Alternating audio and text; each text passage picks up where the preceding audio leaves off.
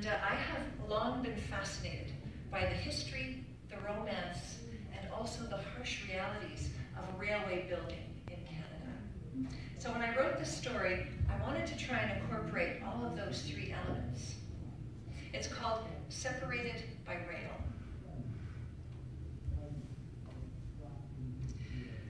I, Nils Johansson, arrived in Winnipeg, Manitoba from Stockholm, Sweden in April of 1882, ready to help the Canadian Pacific Railway continue to build its transcontinental railroad.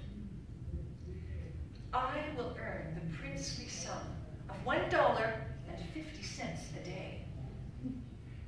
But it was not a good time to arrive in Winnipeg. As the hot April sun melted the winter snows, the streets filled with rivers of mud. One Englishman who tried to brush it off the leg of his horse said it took the hair right off. It was indeed like stepping into a pot of glue. Then the Red River rose and washed out 2 giant bridges. Food became scarce, and now a loaf of bread or a pound of beef cost half a day's wages. Mr. William Cornelius Van Horn is the general manager of the Canadian Pacific Railway. He has vowed that his crews will lay 500 miles of steel track this year, but we are 1 month behind schedule already. But I hear Mr. Van Horn is a man of steel himself. He barely sleeps, they say, and he shakes people up like an earthquake. Sounds like he may have some Swedish blood in him. He'll get us going all right. In the meantime, I must write a letter to my wife, Elsa. The mail is bound to go through again one of these days.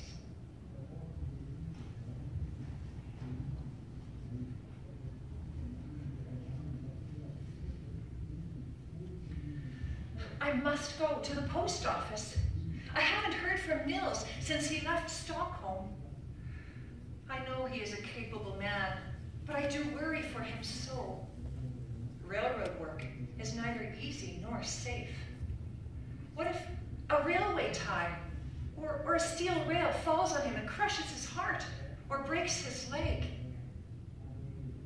What if he gets trampled by a horse? I need him to be strong and healthy. How excited he will be to learn that he will soon be a father.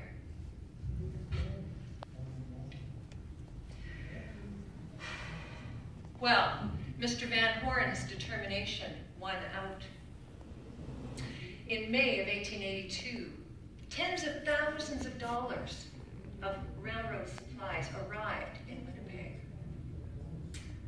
The ceremonial turning of the sod happened, and the navvies, as they call us railroad workers, were off. I am laying railroad ties. There are many men from Sweden in my crew. People say we heave railway ties like toothpicks and steel rails like crowbars. Well, I won't say the labor is easy, but I plan to earn every penny of my pay with hard work. The prairie lies out before us, untouched by shovel or plow, a mysterious realm waiting to be claimed. Day by day, a great serpent of railway ties and steel rails makes its way westward for a rendezvous with the Rocky Mountains, 900 miles to the west.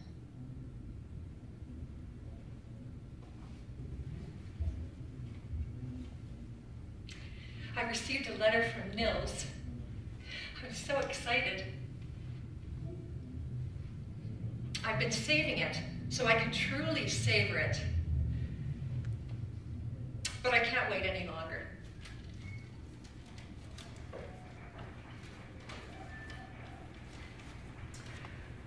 Oh, he tells me he loves me and misses me. Oh, my heart aches so now that he's gone.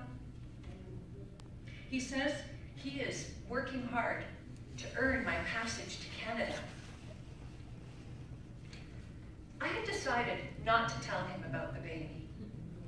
Let him be surprised. Oh my. Nils tells me that 22 Swedens would fit into Canada. Oh, my Nils, he likes to tell stories. He's such an exaggerator. How can any country be that big?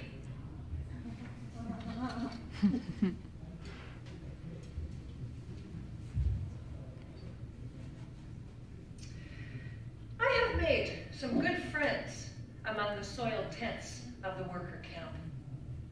We are a mixed lot, Italians, Irishmen, Americans, from all walks of life. The other day I met 2 plowmen, a doctor and a barrister. Among the men laying steel rail is a surgeon from Montreal, a pastor from Chicago, and a scholar. Now, not all men are so scholarly and well-bred. Liquor has been outlawed in the territories of the Northwest, but some men still get their hands on it and quickly turn to brutes. But nonetheless, we are all working very hard. So hard, in fact, that the surveyors can barely keep ahead of us. Behind us, as many as 8 supply trains a day fill vast material yards. On Sundays, there is some time for worship. Father Albert Lacombe is the chaplain to the railroad navvies. He confided in me the other day that he is heartbroken for his Blackfoot Nation, for the railroad is changing the face of their traditional hunting grounds. Indeed, construction is so swift that we see herds of bison and antelope migrating north gather on the south side of the tracks, terrified to cross over.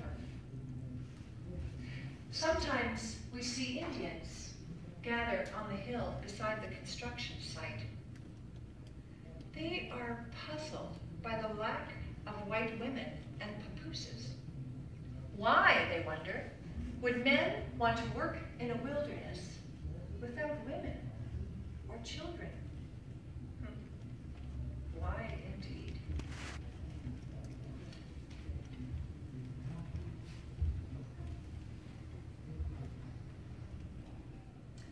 I have come to stay with my parents for a little while. I've grown so tired now that I'm well along in the family way. My friends tell me I should write to Nils about the baby, but I don't want him to worry.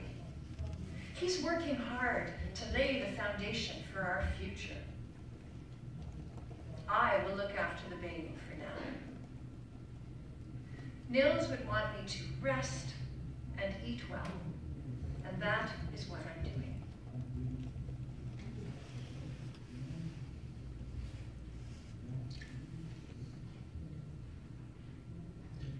Bit of extra bread. I don't get much rest and I have to keep my strength up. The food in the camp? Mostly salt pork and potatoes. The occasional orange from a place called Niagara to keep the scurvy away. A far cry from my Elsa's cooking. Oh, herring, rutabaga baked in butter, and oh, her apple cake. By August of 1882, we had arrived in the new capital of the territories of the Northwest. Regina was nothing more than a ragged cluster of tents rising out of the prairie mud. Now, in the spring of 1883, a continuous line of rail runs from Fort William at the head of Lake Superior all the way to this tiny prairie town of Swift Current. There is not much civilization to speak of here. The other day, I saw the strangest sight. There was a man hearing legal cases from a Red River cart. He had slung a plank across as a seat. And he was taking evidence on the flap of a leather bag. I told my friend the barrister about this most peculiar sight, and he said in a hushed tone, "That is the first sergeant major of the Northwest Mounted Police, Sam Steele. He negotiated with Sitting Bull after the Custer affair. His name will go down in history." Well, be that as it may, his courtroom is nothing to speak of. I hope my Elsa won't mind the wildness of the prairies and its 10 towns.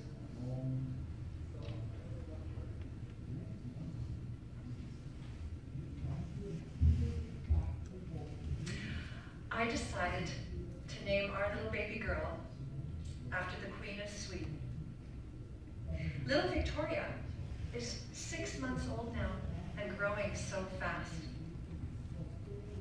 I have begun to decide what to take to Canada with me and what to leave behind. My parents say they will be very sad to see me go, and I will miss them terribly. But they're also happy I'll be reunited with Nils. I hope he sends for me soon.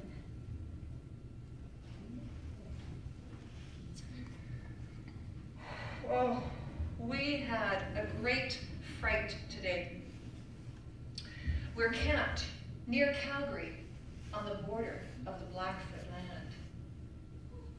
Chief Crowfoot, the great leader of the Blackfoot Nation, was very angry that we're camped there on the borders of his land, and that the Canadian Pacific Railway intends to build its railway across their land. The chaplain came to negotiate.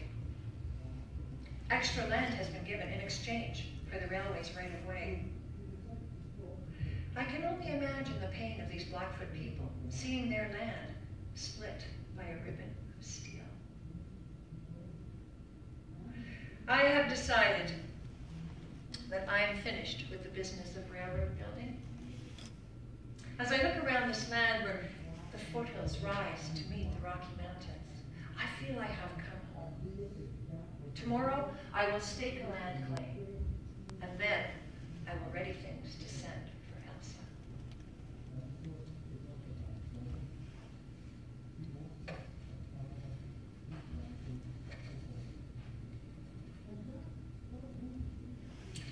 Imagine Nils' surprise today when I stepped off the train in Calgary with little Victoria, a 1.5 years old.